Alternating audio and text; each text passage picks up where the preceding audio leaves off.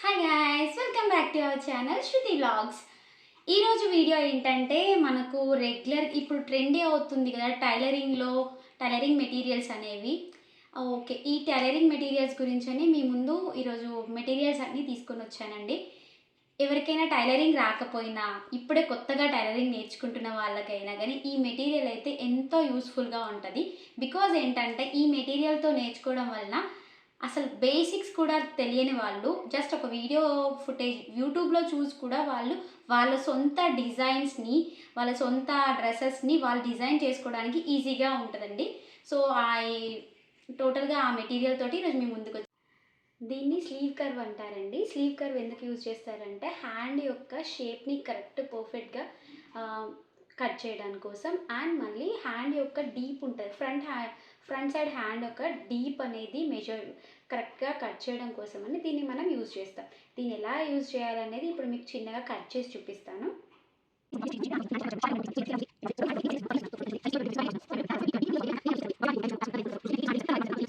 Slew curve తోటి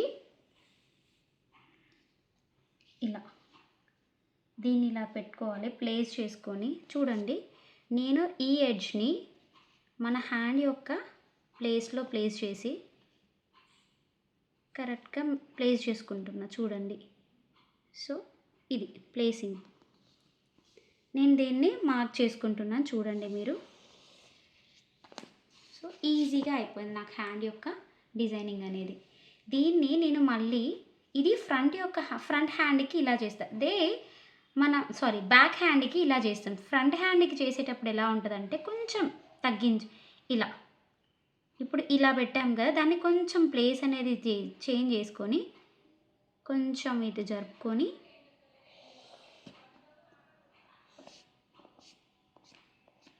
front deep అనేది ఇలా చేంజ్ చేస్తాం. సో ఇది బ్యాక్ సైడ్ వెళ్తుంది హ్యాండ్ అనేది, ఈ యొక్కది ఈ బ్యాక్, ఇది ఫ్రంట్. మీకు ఫస్ట్ కట్ చేసి చూపిస్తాను హ్యాండ్ ఎలా వచ్చింది ఇప్పుడు మీకు తెలవాలంటే.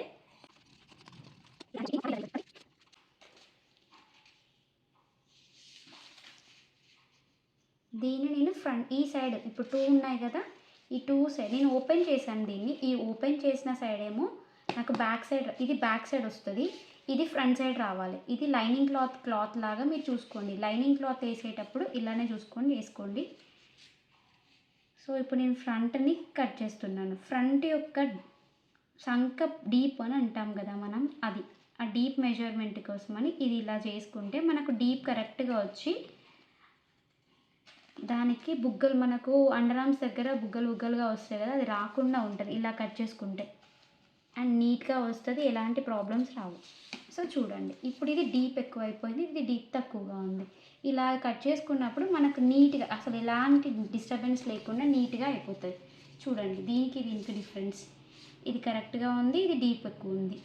ఇది బ్యాక్ వెళ్ళాలి, ఇది ఫ్రంట్ వెళ్ళాలి. ఇది హ్యాండ్స్ ఇలా కట్ చేయడం కోసమని మనం దీన్ని యూజ్ చేస్తాం. స్లీవ్ కర్వ్ అంటారు దీన్ని.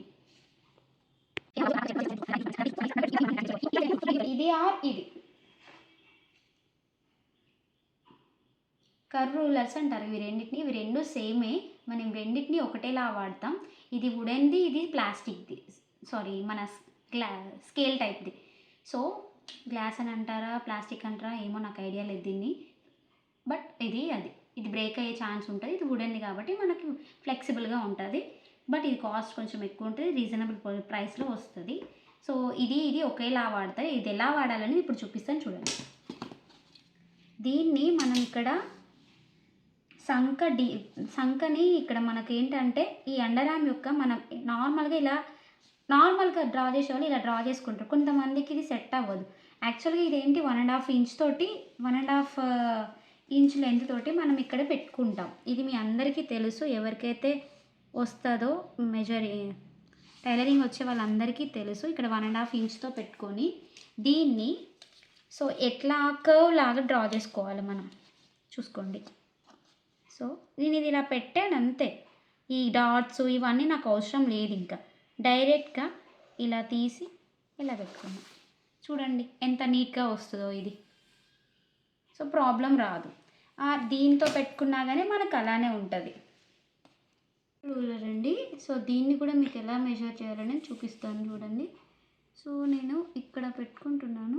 మనం ఇది కదా మన పాయింట్. సో ఈ పాయింట్కి మన కర్వ్ కరెక్ట్గా వచ్చేలా చూసుకొని పెట్టుకోవాలి. సో నాకు ఈ ఈ కర్వ్ అనేది ఇక్కడ కరెక్ట్ సెట్ అవుతుంది. సో నేను ఇలా కర్వ్ డ్రా చేసిన. దీనికి ఇలా వస్తుంది, దానికి అలా ఎలా వచ్చినా అది కరెక్ట్గానే వస్తుంది. సో ఇది పెద్ద సైజులో ఉన్నది కాబట్టి మన కర్వ్ అనేది ఇలా వచ్చింది. దీనికి ఇలా వస్తుంది. సో మీరు ఏదైనా యూజ్ చేసుకున్న కర్వ్ అనేది వస్తుంది, ప్రాబ్లం ఉండదు. దీన్ని కూడా మనం అలా తక్కువలో కూడా డ్రా చేసుకోవచ్చు. చూడండి సేమ్ వస్తుంది, అది కూడా వచ్చింది.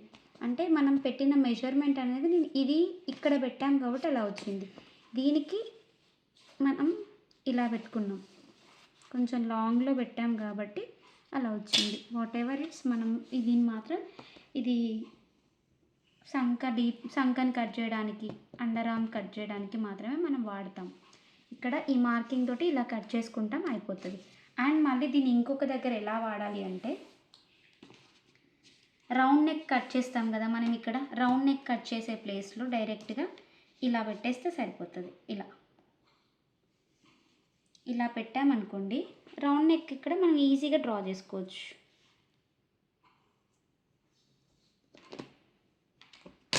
నెక్ డ్రాయింగ్ అయిపోయింది కదా. సో ఇలా ఈజీగా మనం దీంతో రౌండ్ నెక్ అనేది డ్రా చేసుకోవచ్చు. అండ్ నెక్స్ట్ ఇప్పుడు వీటి వర్క్ అయిపోయి కర్వ్ స్కేల్ యొక్క యూజెస్ అనేవి మీకు అర్థమైంది కదా. అండర్ ఆర్మ్కి మెజర్మెంట్ ఎలా కట్ చేయాలి, అండ్ రౌండ్ నెక్కి కట్టింగ్కి ఇది మనం యూజ్ చేస్తాం. ఇది ఫ్రంట్ సైడ్ కూడా అలానే యూజ్ చేస్తామండి. సో ఇప్పుడు మనకి ఇది ఎలా వచ్చింది, అసలు నీట్గా వచ్చిందా రాలేదా మీకు డౌట్ ఉంటుంది కదా. సో అందుకని నేను ఇది కట్ చేసి చూపిస్తున్నానండి మీకు. చూడండి ఎంత నీట్గా వస్తుందంటే ఎక్కడ కూడా మనకు డిఫరెన్సెస్ రాకుండా చాలా బాగా వస్తుంది. ఎందుకంటే నేను కూడా ఒకప్పుడు నేర్చుకున్నాను టైలరింగ్, బట్ ఎడ్యుకేషన్ని పెట్టుకుని మా ఇంట్లో వాళ్ళందరూ టైలరింగే చేస్తారనమాట. మా మమ్మీ చిన్నప్పుడు చేసేది. సో దానివల్ల నాకు ఇంట్రెస్ట్ వచ్చి నేర్చుకున్నా. జస్ట్ నేర్చుకోవడం తప్పులేదు కాబట్టి నేర్చుకున్నాను. కానీ ఎడ్యుకేషన్కి దీనికి సంబంధం లేదనే ఉద్దేశంలో నా వర్క్ నేను మాత్రం చేసుకునేదాన్ని. ఇప్పటికీ స్టిల్ నా బ్లౌజెస్ నేనే స్టిచ్ చేసుకుంటాను. ఎవరికి నా నుంచి రూపాయి వేస్ట్ చేయొద్దు అని నేను అనుకుంటాను. అందుకే నా బ్లౌజెస్ నేనే స్టిచ్ చేసుకుంటాను. రిమైనింగ్ ఏంటంటే ఇంకా ఎవరివి తీసుకొని, సో నా వరకు నేను ఒక రూపాయి వేస్ట్ చేయడం నాకు ఇష్టం ఉండదు కాబట్టి నా వరకు నేను చేసుకుంటాను. సో ఇదండి మనకు అవుట్లుక్ ఎలా వచ్చిందో చూపిస్తా చూడండి. ఎంత బాగా మనకు కట్ చేసినాక లుక్ చూడండి. బ్లౌజ్కి బ్యాక్ సైడ్ యొక్క బ్లౌజ్ని కట్ చేయాలంటే ఎంత నీట్గా వచ్చింది చూడండి. ఎక్కడ ఎలాంటి డిస్టర్బ్, సంక కూడా ఎంత బాగా కట్ అయిందో చూడండి. అండ్ నెక్ ఎంత బాగా రౌండ్ వచ్చిందో చూడండి. అసలు ఇది మనం నార్మల్గా కట్ చేసుకున్నా, నార్మల్గా మార్కింగ్ చేసుకుంటే ఇంత నీట్గా కూడా రాదు. ఎక్స్పీరియన్స్ వాళ్ళకి మాత్రమే వస్తుంది. అదే మనం ఇలాంటి స్కేల్స్ వాడితే మనకి ఈజీగా స్టార్టింగ్లోనే మనం నీట్గా కట్ చేసుకోవడానికి వీలు ఉంటుందండి. సో ఇది మనకు కర్వ్ స్కేల్ యొక్క యూజెస్ అనేది ఇలా ఉంటుంది. కర్వ్స్ యూజ్ చేయడానికి యూజ్ చేస్తాం. నెక్స్ట్ ఐటమ్ వచ్చేసి స్కాలప్ స్కేల్ అంటారండి. దీన్ని స్కాలప్ స్కేల్ అంటారు. ఈ స్కాలప్స్ ఏంటంటే ప్రజెంట్ ఎక్కువ ట్రెండీ అవుతున్నాయి కదా, బ్యాక్ సైడ్ కర్వ్స్ అనేది డిజైన్ చేయడం అనేది.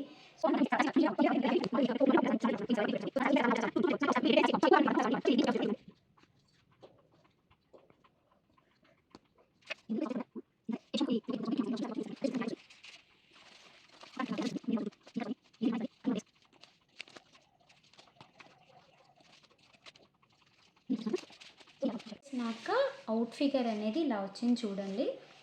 సో నేను కట్ చేసింది లావుగా ఉన్న స్కాలప్ సైడ్ కట్ చేశాను కాబట్టి నాకు స్కాలప్స్ అనేది ఓన్లీ 2 వచ్చాయి. బట్ మళ్ళీ ఈ నెక్ డీప్ కూడా నేను తక్కువగా తీసుకున్నాను కదా, జస్ట్ శాంపుల్కి కటింగ్ కాబట్టి ఇంతే తీసుకున్నాను. చిన్నపిల్లల సైజ్ అనమాట. మనం మ్యాక్సిమం 9.5 నుంచి 10.5 వరకు మనం లెంత్ తీసుకుంటాం కాబట్టి డీప్ అనేది మంచిగా వస్తుంది. చూసుకోండి ఇది 10.5 స్కేల్ అనమాట. సో ఈ 10.5 స్కేల్ వాడడం వల్ల మనకి ఎన్ని స్కాలప్స్ వచ్చాయో చూసుకోండి. 1 2 3 4 5 అంటే మనం 4 వాడతాము. ఇది లాస్ట్లో ఎడ్జ్ పెట్టుకుంటే పెట్టుకోవచ్చు, లేదంటే లేదు. సో నేను ఇగ్నోర్ చేస్తాను దీన్ని. ఈ 4 స్కాలప్స్ అయితే కంపల్సరీ వస్తాయి. బట్ ఇక్కడ మనకి ఎన్ని వచ్చినాయి, 2.5 వచ్చాయి. ఇది దీంట్లో నేను కట్ చేశాను, అందుకని నేను 2.5 కనబడుతున్నాయి. సో ఇప్పుడు ఇది లాంగ్ తోటి పెట్టాం కదా, షార్ట్లో కూడా సేమ్ ఇలానే స్కాలప్ డిజైనింగ్ అనేది వస్తుంది. ఇది ఎలా కట్ చేయాలనేది మీకు మళ్ళీ చూపిస్తాను చూడండి.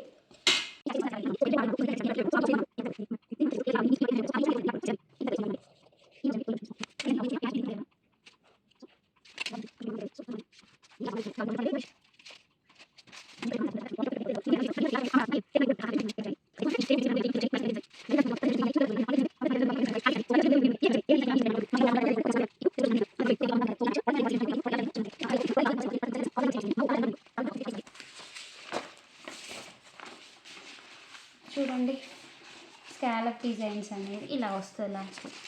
నార్మల్గా బేసిక్గా నేను చెప్పాను ఇది మీకు. ఒకవేళ మీరు డిఫరెంట్గా కట్టింగ్ పెట్టుకోవాలనుకుంటే డిఫరెంట్గా కూడా పెట్టుకోవచ్చు. జస్ట్ నార్మల్గా కట్టింగ్ చూపించాను చూడండి. మనకి ఇవన్నీ ఈవెన్గా కట్ చేసుకోవాలి, బట్ ఇది పేపర్ కాబట్టి అటు ఇటుగా కట్ అయింది. మీరు క్లాత్ కట్ చేసుకునేటప్పుడు ఈ జాగ్రత్తగా చూసుకొని కట్ చేసుకోండి గాయస్. దీన్ని సైడ్ ఫిట్టింగ్ స్కేల్ అంటారు. ఈ సైడ్ ఫిట్టింగ్ స్కేల్ అనేది మనం కుర్తాస్కి యూజ్ చేస్తాము. సో ఇది ఎలా చేయాలి అనేది చూపిస్తాను చూడండి. మనం ఆల్రెడీ కుర్తా యొక్క డిజైన్ చేయాలంటే ఫస్ట్ షోల్డర్ లెంత్ చూసుకోవాలి. షోల్డర్ లెంత్ నేను ఆల్రెడీ డ్రా చేసి పెట్టుకున్నాను, and front neck and under arm. So ఇవన్నీ నేను ఆల్రెడీ డ్రా చేసి పెట్టేసుకున్నాను. ఇవన్నీ మళ్ళీ మీకు చూపిస్తే టైం వేస్ట్ అవుతుంది కదా, వీడియో లెంత్ ఎక్కువ వస్తుంది అని చెప్పేసి చూపించట్లేను. సో నెక్స్ట్ ఏంటంటే మనం ఆల్రెడీ మార్క్ చేసి పెట్టుకోవాలి. చెస్ట్ పొడవు వెడల్పు అనేది మార్క్ చేసి పెట్టుకోవాలి. నేను ఇక్కడ మార్క్ చేసి పెట్టుకున్నాను. అండ్ నెక్స్ట్ ఏంటంటే వెస్ట్ పొడవు వెడల్పు మార్క్ చేసుకోవాలి. తర్వాత హిప్ మార్క్ చేసి పెట్టుకోవాలి, వెడల్పు పొడవు. సో నేను ఇలా మార్క్ చేసి పెట్టుకున్నా. సో ఈ మార్క్ చేసుకొని పెట్టుకున్న దానిలో మనం ఎక్కడ అండర్ ఆర్మ్స్ దగ్గర నుంచి దీన్ని కలుపుకోవాలి. సో నేను చూడండి ఇలా కలిపేసి పెట్టుకుంటున్నాను. సో నేను ఇక్కడికి వచ్చేసిందండి. దెన్ నెక్స్ట్ ఏంటి, ఇది వెస్ట్ హిప్ మార్కింగ్ అనేది ఇలా చేసుకోవాలి. ఇంకా ఇది కంటిన్యూగా మనం పంపిస్తాం ఇంకా దీన్ని. ఇది కంటిన్యూ అవుతూ ఉంటుంది ఈ బార్డర్ అనేది. సో ఎంత మనకు కుర్తా ఎంత పొడవు ఉంటే అంత పొడవు ఇది కంటిన్యూ అవుతుంది. సో నేను ఇప్పుడు లైక్ ఇక్కడ వరకు అయితే తీసుకున్నా. మన మెజర్మెంట్ మన క్లాత్ అనేది ఇక్కడికి ఉంది కాబట్టి ఇది తీసుకున్నా. నేను ఇక్కడ నార్మల్గా రౌండ్ షేప్ అనేది తీసుకుంటున్నాను.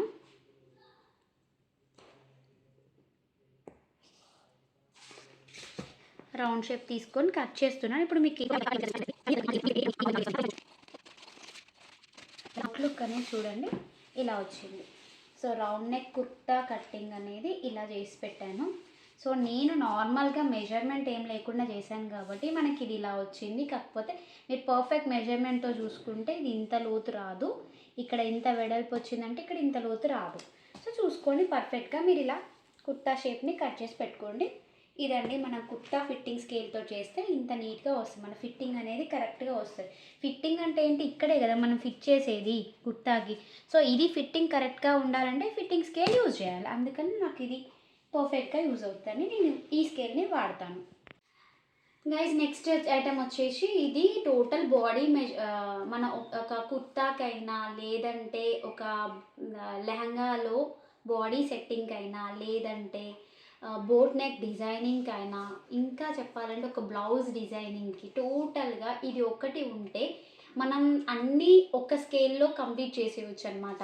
సో దీంట్లో ఎన్ని టైప్స్ ఉన్నాయంటే చూడండి, బోట్ నెక్కి మనం బ్యాక్ సైడ్ తీసుకుంటాం కదా కర్వ్, ఈ కర్వ్ తోటి boat neck back side designing చేయొచ్చు.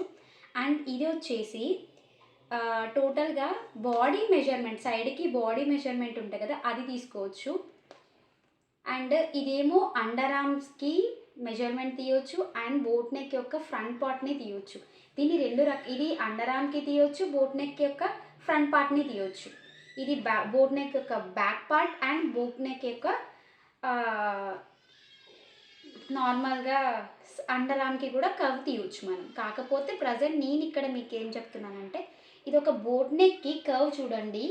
ఇది డీప్ ఎంత ఇచ్చారంటే 10 ఇచ్చాడు, బట్ మనం 10 తీసుకోము కాబట్టి సో మీరు ఎంత అయితే డీప్ నెక్ అనేది ఉంటుందో చూసుకొని ఈజీగా దీన్ని మోల్డ్ చేసుకోవచ్చు అనమాట. ఒక బోట్ నెక్ని మోల్డింగ్ అనేది ఈ రెండింటిని కరెక్ట్ ప్లేసెస్లో ప్లేస్ చేస్తే మనకు ఈజీగా అయిపోతుంది. అండ్ లోపల కర్వ్ స్కేల్ కూడా ఇచ్చాడు. సో దీన్ని తీసుకోవడం వల్ల యూజ్ ఏంటంటే కర్వ్ స్కేల్ని మనం కొనడం అవసరం లేదు. సో దీంట్లోనే కర్వ్ స్కేల్ కూడా ఇన్బిల్ట్ అయ్యి వచ్చింది. అండ్ నెక్స్ట్ ఏంటంటే ఇక్కడ కూడా మనకు కర్వ్డ్ పాత్ అనేది ఆల్రెడీ ఇచ్చాడు. సో ఈ కర్వ్డ్ పాత్ తోటి మనం కర్వ్ కూడా డ్రా చేసుకోవచ్చు. ఒక్క ఐటమ్ ఉంటే ఎన్ని రకాలుగా వాడచ్చు అనేది దీన్ని తీసుకుంటే తెలుస్తుంది. కొంచెం టైలరింగ్ అనేది ఐడియా ఉన్న వాళ్ళకైతే దీని యూజ్ అనేది వాళ్ళకి అర్థమయ్యేది. ఒక్క పార్ట్ తీసుకుంటే ఆల్మోస్ట్ అన్నీ దీంట్లో ఉన్నాయని వాళ్ళకి అర్థమైంది. అండ్ స్కేల్ మెజర్మెంట్ కూడా చూడండి అంతా దీంట్లోనే ఉన్నదండి. సో మీకు ఒక్కసారి దీన్ని ఎలా వాడాలనేది చూపిస్తా చూడండి.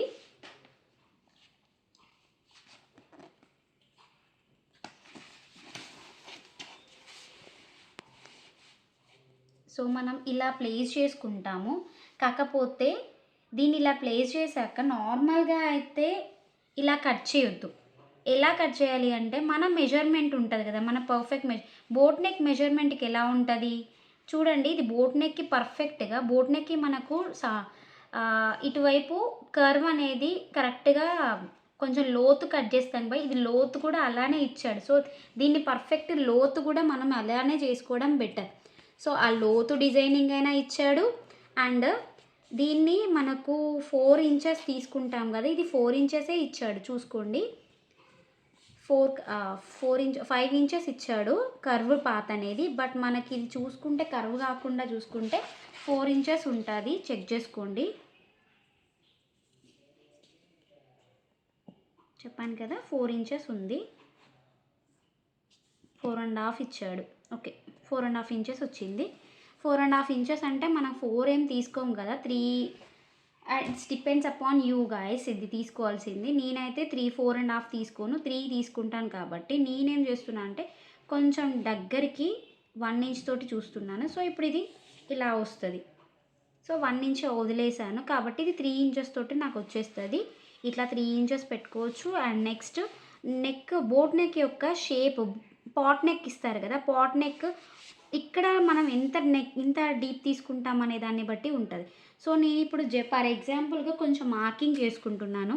ఇప్పుడు నాకు ఇక్కడ నుంచి ఇక్కడి వరకు పాట్ రావాలి, ఇక్కడ నుంచి ఇక్కడికి రౌండ్ రావాలి అని పెట్టుకుంటున్నాను. సో మరి ఎగ్జాంపుల్గా ఇలా పెట్టుకుంటున్నాను. సో నాకు ఇది నేను రౌండ్ అనేది ఇలా ఇచ్చుకుంటున్నాను చూడండి గైస్. సో ఇది అండ్ ఇక్కడ నేను పాట్ అనేది వెడల్పు నాకు ఇక్కడ 2.5 తీసుకుంటున్నా. సో ఇది నా మెజర్మెంట్ అనేది ఇలా ఉంటుంది. సో నేను దీన్ని ఇలా తీసుకుంటున్నాను చూడండి గైస్. ఇక్కడ మనం పాట్ నెక్ తీసుకునేటప్పుడు కొంచెం ఇలా తీసుకుంటాం, ఐడియా ఉందా లేదా మీకు తెలీదు, నేనైతే ఇలా తీసుకుంటాను. సో ఇది సో మెజర్మెంట్లో మనకు ఇలా ఈజీగా డ్రా చేసుకోవచ్చు అనమాట.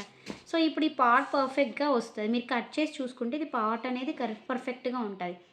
అండ్ లేదంటే ఇలా మెజర్ చేసి కొంతమందికి డీప్ ఎక్కువ కావాలి అనుకుంటారు.